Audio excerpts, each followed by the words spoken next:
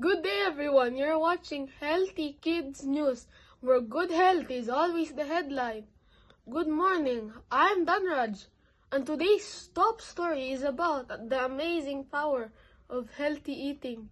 Did you know that eating healthy foods every day helps you grow strong bones, a healthy heart, and a sharp brain? Fruits, vegetables, whole grains, milk, eggs, and lean meat give our bodies the vitamins and nutrients we need to learn, play, and stay active. Experts also remind us to drink plenty of water and limit sugary drinks, chips, and candy. Eating too much junk food can make us feel tired and lead to health issues. And here's today's healthy tip as an extra.